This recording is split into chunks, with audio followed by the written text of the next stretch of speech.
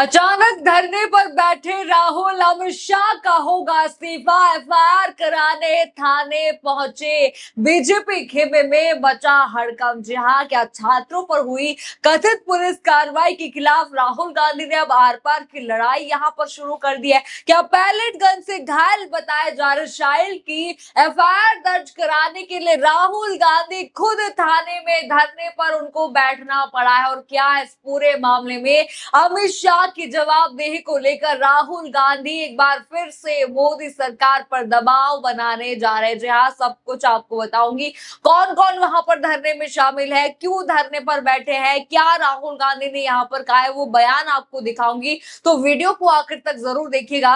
नमस्कार, मैं हूँ राधा राणा और आप देख रहे हैं प्यार भी। दोस्तों, दिल्ली से बड़ी खबर आ रही है। अचानक धरने पर राहुल गांधी बैठ चुके हैं। जी हाँ, बड़ी खबर है क्योंकि राहुल गांधी दिल्ली के अंदर किसी थाने में पहुंचे हुए हैं और वो भी धरने पर बैठ गए हैं। दरअसल अब देखिए दोस्तों, राहुल गांधी एफआईआर कराने के लिए पहुंचे हुए हैं वहां पर। और जिन छात्रों के ऊपर बर्बरता की गई थी, जिन छात्रों के ऊपर लाठीचार्ज किया गया था, पैलेट गन यूज हुआ था, कई एक बच्चे ऐसे जिनका भारी नुकसान हुआ था, उन छात्रों के समर्थन में राहुल गांधी अब सड़क पर उतर चुके हैं। जहां दोस्तों, बड़ी खबर है। बड़ी खबर यह है कि राहुल गांधी इस वक्त दिल्ली के सड़कों पर उतर चुके हैं। खबर में ये भी बताया जा रहा है कि अब राहुल गांधी जो है थाने में एफआईआर कराने के लिए खुद पहुंच गए हैं। जहां एफआईआर कराने के लिए थाने में राहुल गांधी खुद पहुंच चुके हैं और वहां पर जो है लिखित शिकायत देने के बाद भी एफआईआर दर्ज नहीं की गई है, जिसके बाद राहुल गांधी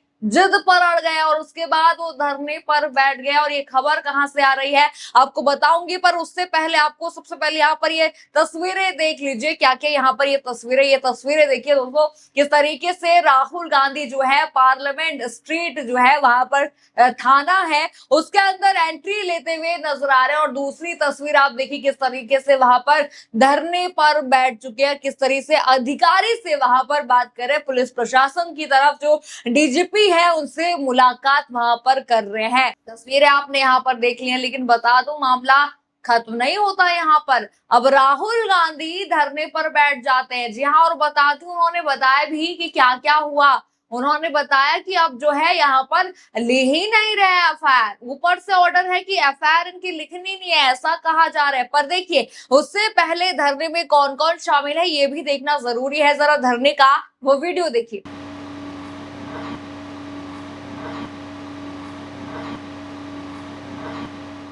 देखा आपने, वहां पर आपको राहुल गांधी दिखेंगे, उनके साथ प्रियंका भी साथ में है, पीड़ित साहिल भी वहां पर है, उनके परिवार वाले वहां पर मौजूद हैं और इतनी संख्या में भीड़ वहां पर दिख रही है। यानी दोस्तों, राहुल गांधी धरने पर जो है बैठ चुके हैं। इसका मतलब जो पैलेट चलाया गया था, जो दिल्ली के जंतर मंतर पर छात्रों के ऊपर जो बर्बरता की गई थी, जिसमें एक व्यक्ति की, शाहिल की आंख की रोशनी तक चली गई थी, उस व्यक्ति को लेकर के राहुल गांधी ने बाकायदा बड़ी प्रेस कॉन्फ्रेंस भी यहाँ पर करी है। आपको याद होगा, राहुल गांधी इस लड़के के साथ खुले तौर पर मीडिया के सामने पहले भी आकर बता चुके हैं कि किस तरीके से इस पर बर्बरता हुई है। दिखाया था उन्होंने कि देखिए पैलेट गन यूज हुआ है भाई, यहाँ पर झूठ नहीं है, ये पैलेट गन यूज हुआ है। लेकिन ये वही लड़का है जब राहुल गांधी ने आवाज उठाई, और ना सिर्फ प्रेस कॉन्फ्रेंस के जरिए राहुल गांधी ने आवाज उठाया था, बल्कि राहुल गांधी ने पूरे सदन में गृह मंत्री अमित शाह को लेकर के सवाल पूछना शुरू किया था। गृह मंत्री अमित शाह जी, आप यहाँ पर बताएं कि किसके आदेश पर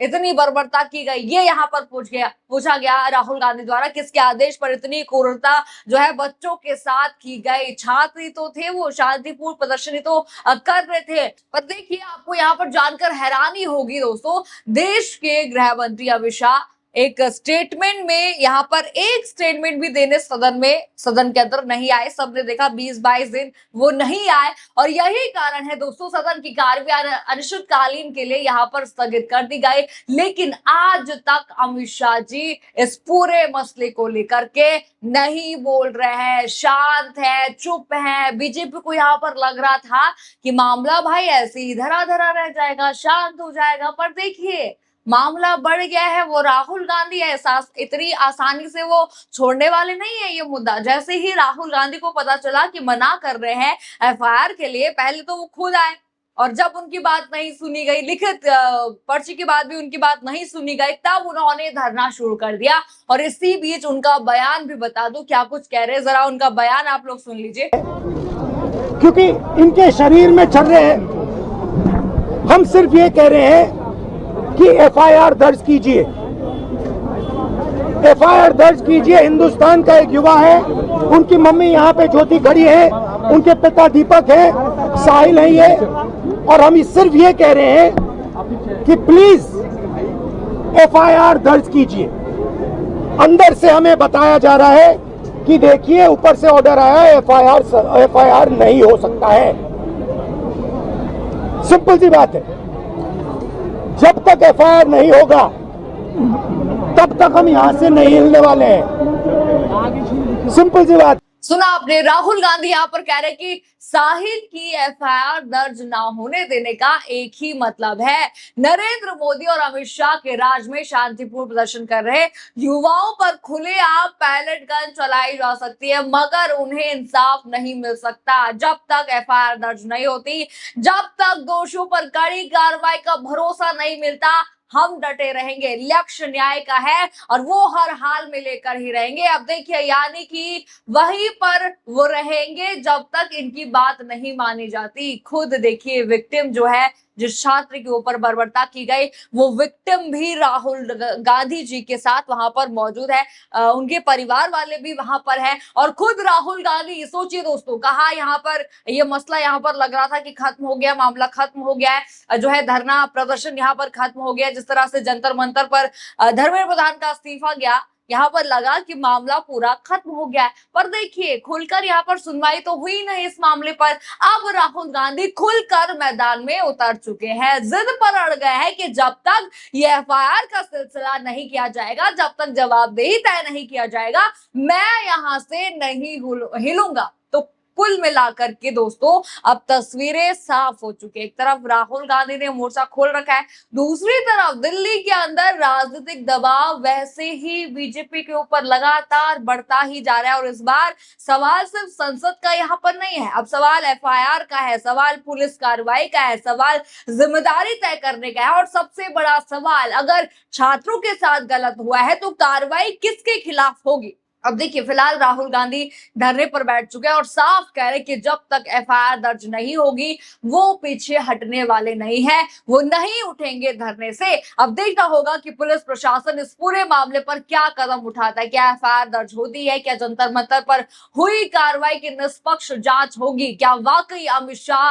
की मुश्किलें यहाँ पर बढ़ने जा रही है, और क्या इस पूरे मामले को लेकर अमित शाह को एक बार फिर से संसद के अंदर विपक्ष के सवालों का सामना करना पड़ेगा। क्योंकि दोस्तों तस्वीरें अब साफ हैं, एक तरफ राहुल गांधी ने सड़क पर मोर्चा खोल दिया है और दूसरी तरफ लगातार दबाव बढ़ रहा है बीजेपी पर। तो आपको क्या लगता है, क्या राहुल गांधी के धरने के बाद एफआईआर दर्ज होगी? क्या अमित शाह को अब इस पूरे मामले पर जवाबदेही तय करनी पड़ेगी? क्या जंतर मंतर पर छात्रों के साथ हुई कार्रवाई का मामला अब बड़े राजनीतिक दबाव में यहाँ पर बढ़ने वाला है? अपनी राय कमेंट बॉक्स में हमें जरूर बताइएगा।